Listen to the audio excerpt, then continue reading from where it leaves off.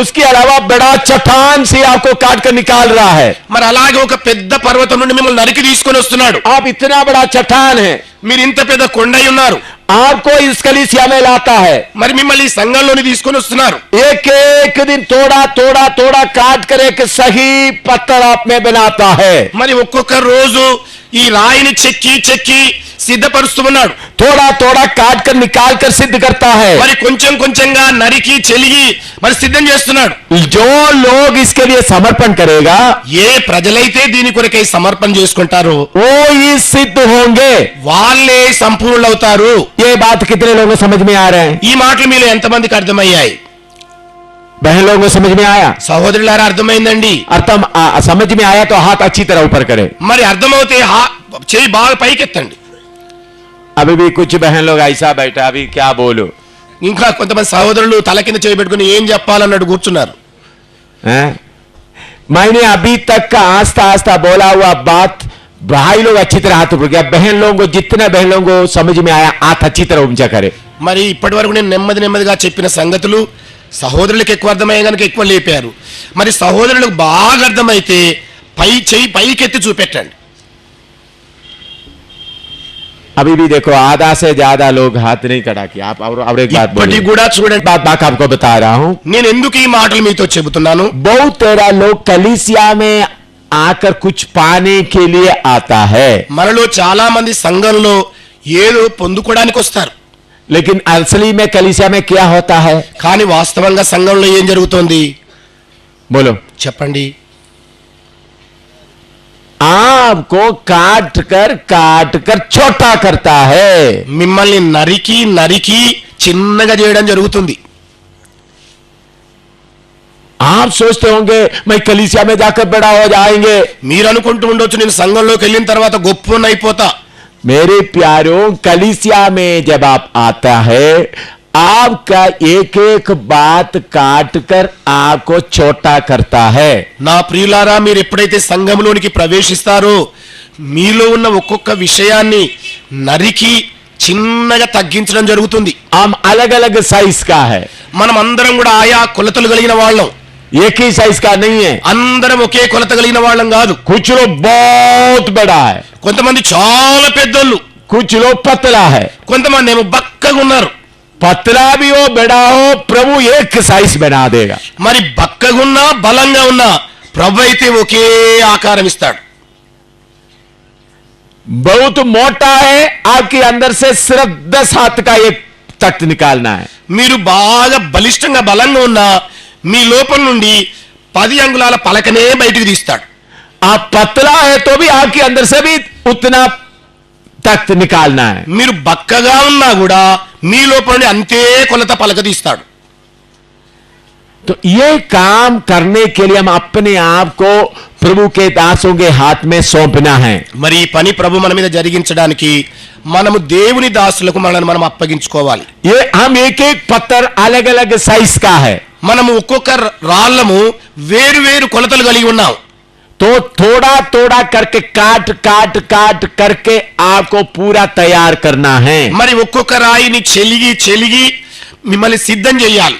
बहुत तेरा लोग सोचते हैं మనలో చాలా మంది ఆలోచిస్తుంటారు, मैं जब उद्धार पाया, बपतिस्मा ले लिया, पवित्र आत्मा पाया तो सियोन में मकान में आ गया है। నేను రక్షణ పొందుకున్నాను, బాప్తిస్మం తీసుకున్నాను, పరిశుద్ధాత్మ పొందుకున్నాను, సియోన్లోకి వచ్చానని తలుస్తారు. भाई सियोन में कलीसिया में नहीं आया, सियोन के पास नया यरूशलेम के पास आया है। సహోదరుడా, నీవు సియోనుకు రాలేదు గాని సియోను అనే స్థలానికి నూతన యెరూషలేము సమీపానికి వచ్చావు.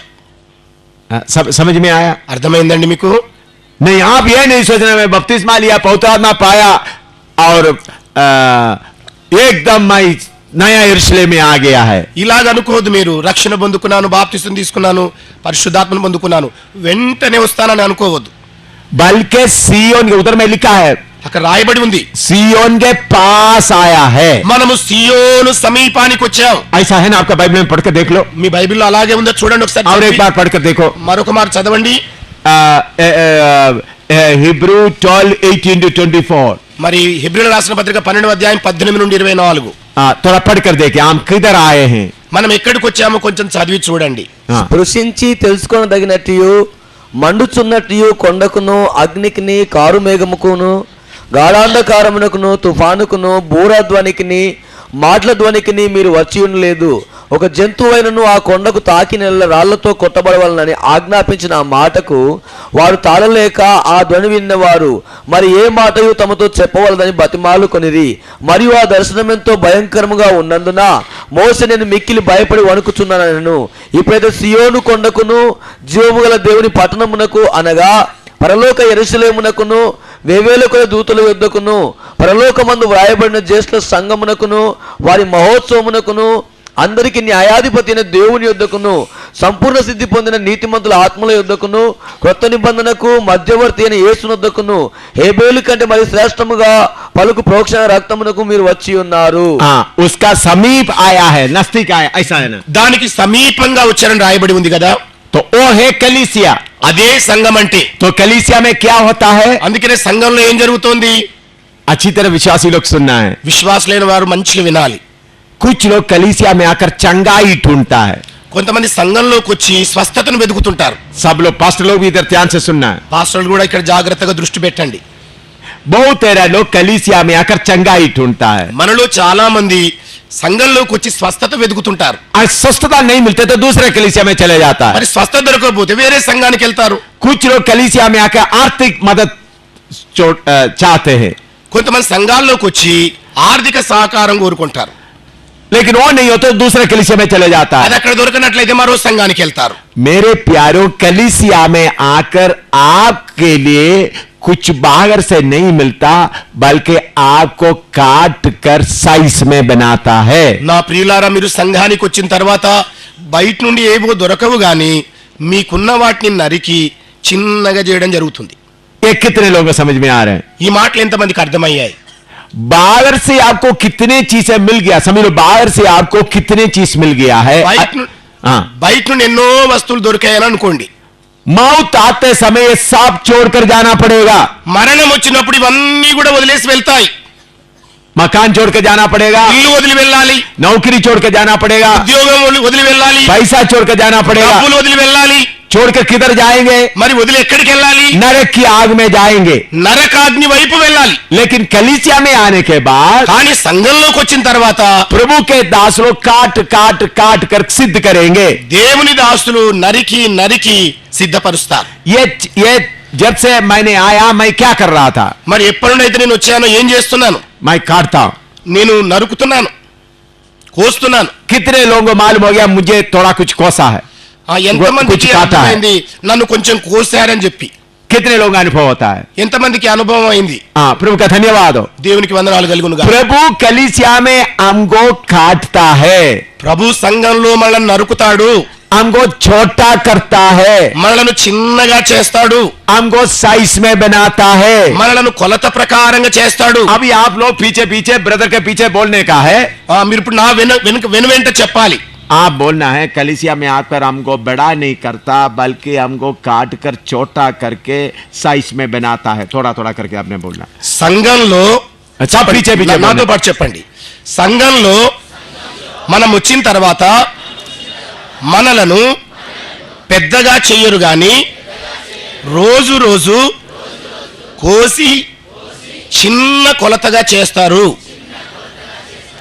हाँ, और एक बार మనము సంఘములో ప్రవేశించిన తర్వాత పెద్దవాళ్ళంగా ఉండంగాని రోజు రోజు మనలను కోసి ఆయన కొలత ప్రకారంగా చిన్నగా చేస్తాడు. इसके लिए आप तैयार है?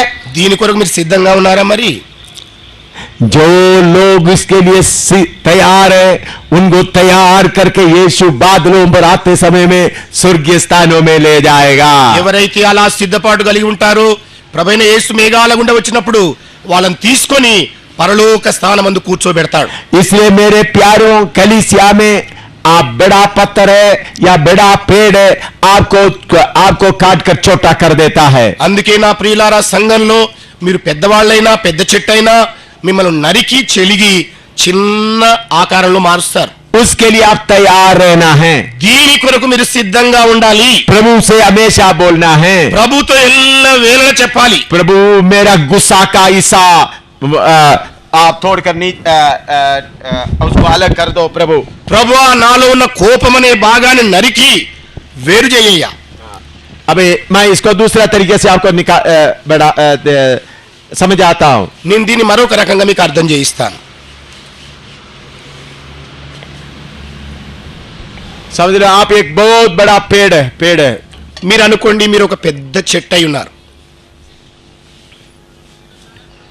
देखा इधर देखा, आप लोगों को दिखाई देता है, उधर बैठे हुए लोगों को दिखाई देता है, మరి వెనకాల కూర్చున్న వాళ్ళకి కనబడుతోందండి. वो सिस्टर्स को दिखाई देता है, कोने में बैठे सिस्टर्स को. మూలలో కూర్చున్న సిస్టర్స్ కనబడుతుందా? नहीं तो इधर बैठे, इधर भी दिखाई देता है.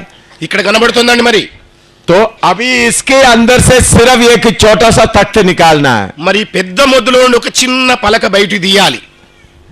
बाकी सब काट कर क्या करने का है, మిగతాదంతా కూడా నరికి ఏం చేయాలి? निकालना है, काट कर निकालना है. నరికి తీసేయాలి.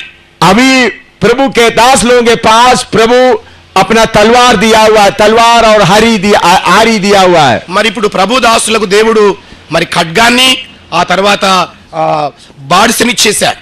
अभी देखो ये हिस्सा देख लो, ये इसका ये हिस्सा देखो, ये कितना मोटा है. ఇక్కడ చూడండి దాని యొక్క మరి ఈ భాగం ఎంత పెద్దగా ఉందో. ये है गुस्सा. ఇదే కోపం అంటే. तो फिर प्रभु का दास क्या करेंगे, అప్పుడు ప్రభు దాసులు ఏం చేస్తాడు? कोई एक तलवार लेकर इसको काटेंगे. ఏదైనా ఒక ఖడ్గం తీసుకొని ఆ బుడుసును నరికేస్తాడు. देख समझ में आया, అర్థమవుతుందండి. इसको काट दिया. దాన్ని నరికేసావు. अच्छा इधर में ये है लालच, ఇక్కడనేమో లంచం, हाँ इसको भी काट दिया. దాన్ని కూడా నరికేసావు. हाँ फिर उसके बाद शरीर की इच्छा से भरा हुआ है, దాని తర్వాత శరీర కోరికలతో నిండి ఉన్నావు, ये भी काट दिया. దాన్ని కూడా మరి కోసావు. अभी क्या बड़ा होते जा रहे हैं, छोटा होते जा रहा है, మరి ఇప్పుడు పెద్దగా అవుతున్నారా చిన్నగా అవుతున్నారా? बोलो. చెప్పండి. हाँ तीसरा है अपना बड़ापन, ये तो इधर से पूरा अपना बड़ापन बताता है. మూడవది ఏంటంటే తన సొంత గొప్పతనం. ओ मैं कौन सा खानदान का है, मैं इतना बड़ा हूं, मैं उतना बड़ा हूं. ఓ నేను ఎలాంటి కుటుంబానికి చెందినోన్ని, అబ్బోని ఎంతటోన్ని అంతటోన్ని అంటుంటారు. ओ पहले थोड़ा काट दिया, మొదట కొంచెం నరికారు, फिर उसके बाद थोड़ा और काट दिया, ఆ తర్వాత ఇంకాస్త నరికారు, फिर ऐसा थोड़ा ऐसा काट दिया, ఇంకొంచెం నరికడం జరిగింది. ऐसा थोड़ा थोड़ा काट कर जाता है. ఈ ప్రకారంగా కొంచెం కొంచెం నరకడం అవుతుంది. देखो पहले कितना बड़ा था, మొదట చూస్తే ఎంత పెద్దగా ఉండిందండి, अभी कितना बाकी रह गया. ఇప్పుడు ఎంత మిగిలి ఉంది? आपका प्राण निकालने के पहले మీ ప్రాణం పోయే దానికంటే ముందే सिर्फ इतना ही बचना है. కేవలం ఇంతే మిగలాలి. ये कितने लोगों को समझ में आया? ఈ మాటలు మీలో ఎంతమందికి అర్థమయ్యాయి? ये काम आप में होगा तो ही आप सिद्ध होंगे. ఈ పని మీ లోపల జరిగినట్లయితేనే సంపూర్ణులవుతారు. हम लोग क्या सोचते हैं, మనమేమనుకుంటుంటాం? ओ अभी तो मैं कलीसिया में तो इतना बड़ा हूं, ఇదిగో నేను ఇప్పుడు సంఘంలోనికి వచ్చి గొప్పని అయిపోయాను అనుకుంటా. इतना बड़ा है, ఇంత పెద్దోని అయిపోయాను, अभी मैं इतना बड़ा हो जाएगा, ఓ ఇంకా పెద్దోని అయిపోతాను, फिर उसके बाद और इतना हो जाएगा. ఓ ఇంకాస్త పెద్దోని అయిపోతాను. ऐसा नहीं होता, ఇలా జరగదండి. बल्कि कलीसिया में छोटा होता जाता है. కానీ సంఘంలో చిన్నగా చిన్నగా చిన్నగా మారడం జరుగుతుంది. पास्टर होने से भी छोटा होते जाता है, పాస్టర్ అయినా కూడా చిన్నగా మారడం జరుగుతుంది. प्रेरित होने से भी छोटा होता जाता है. అపోస్తలుడైనా కూడా చిన్నగానే మారడం జరుగుతుంది. सब इस साइज में बनना है. అందరూ కూడా ఈ కొలత ప్రకారంగా తయారు కావాలి. हालेलुया. హల్లెలూయా. उसके लिए आप अपने आप को तैयार करोगे. దాని కొరకు మిమ్మల్ని మీరు సమర్పణ చేసుకుంటారా? మరి कितने लोगों को मन है प्रभु मुझे तैयार करो. ఎంత మందికి మనస్తుంది ప్రభువా నన్ను సిద్ధం చేయి? हम अभी प्रार्थना करने जा रहे మనం हैं. ఇప్పుడు ప్రార్థన చేయబోతున్నామండి. मैं वचन सिखाने के लिए और भी वचन तैयार किया हुआ है, నేను వాక్యం నేర్పడానికి ఇంకా ఉంది. लेकिन प्रभु की आत्मा मुझे बोल रहे अभी प्रार्थना के लिए समय दो. మరి ప్రభు ఆత్మ చెబుతున్నది ఏంటంటే ఇప్పుడు ప్రార్థన కొరకై సమయం ఇవ్వు. शक्ति पाने के लिए नहीं, శక్తి పొందుకోవడానికి కాదు. प्रभु मुझे तैयार कर. ప్రభువా నన్ను సిద్ధం చేయి. अपना बाइबल वगैरह बंद करो. మీ బైబిల్ మూసేయండి.